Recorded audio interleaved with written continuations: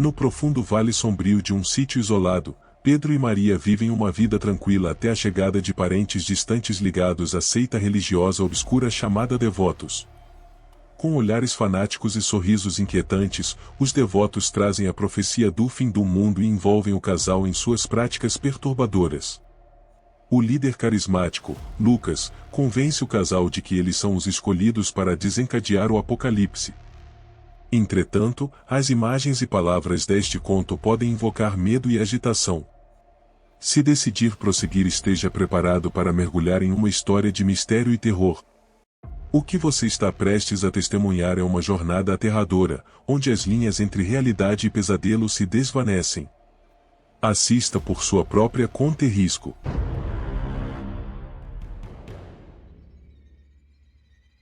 A seita maldita. Nas profundezas de um vale sombrio e isolado, onde os arbustos retorcidos e as árvores altas se entrelaçavam como sentinelas silenciosas, erguia-se um sítio, robusto e acolhedor. Pedro e Maria viviam uma vida tranquila. No entanto, tudo mudou em uma noite de lua cheia, quando parentes distantes chegaram, trazendo consigo alguns integrantes de uma seita. Cada passo que eles davam parecia ressoar como ecos de um passado remoto e sombrio, uma lembrança perturbadora de que o sangue não era a única coisa que os ligava àquela linhagem. Esses parentes pertenciam aos devotos, uma seita religiosa obscura que se esgueirava nas sombras da fé. Seus olhos brilhavam com uma convicção quase maníaca, como se carregassem consigo a carga de um conhecimento sombrio que estava além da compreensão humana.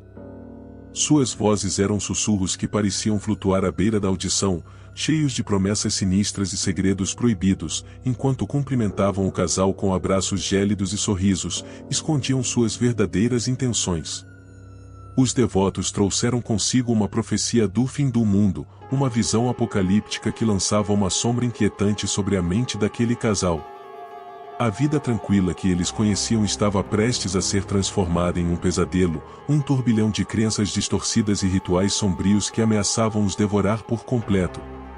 A lua cheia, que costumava ser uma testemunha silenciosa de suas alegrias, agora era um farol perturbador que iluminava a estrada para o desconhecido, revelando uma jornada que iria além dos limites da sanidade e da compreensão humana.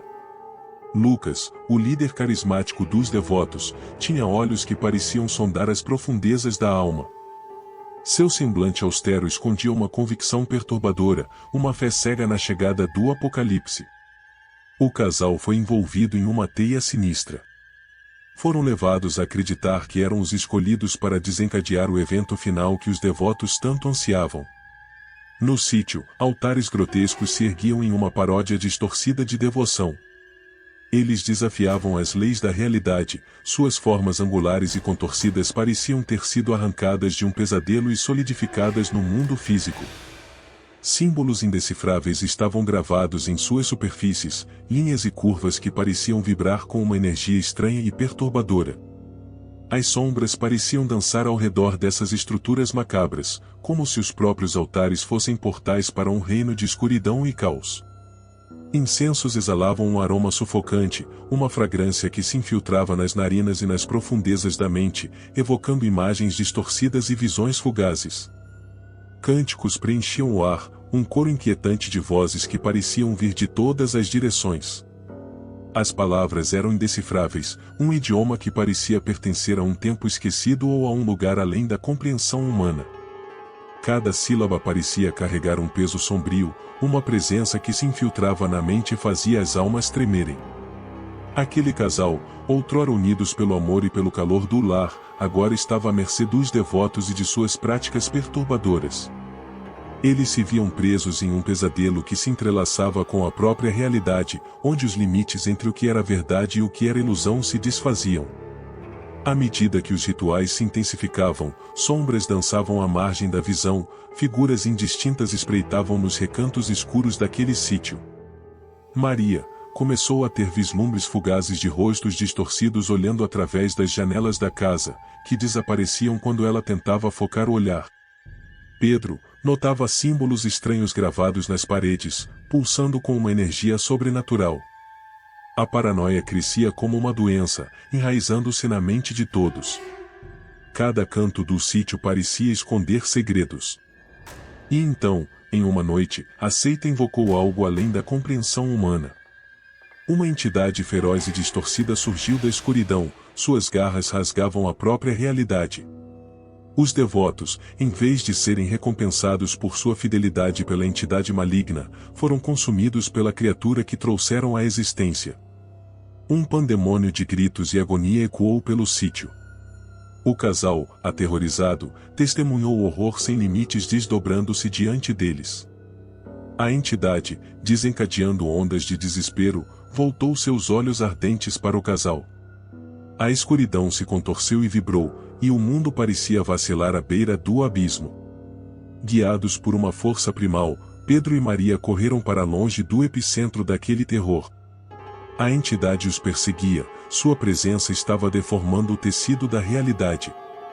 Mas, quando cruzaram o limite do sítio, uma barreira invisível se ergueu, impedindo o avanço da criatura.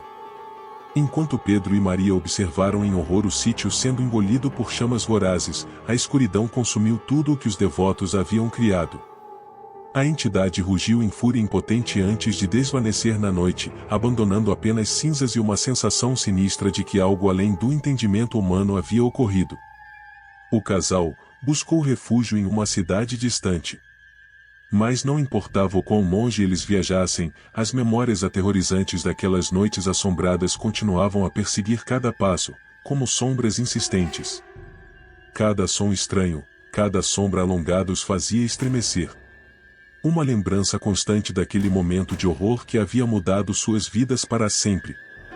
No final, a verdade sinistra sobre os devotos começou a emergir como um espectro aterrorizante.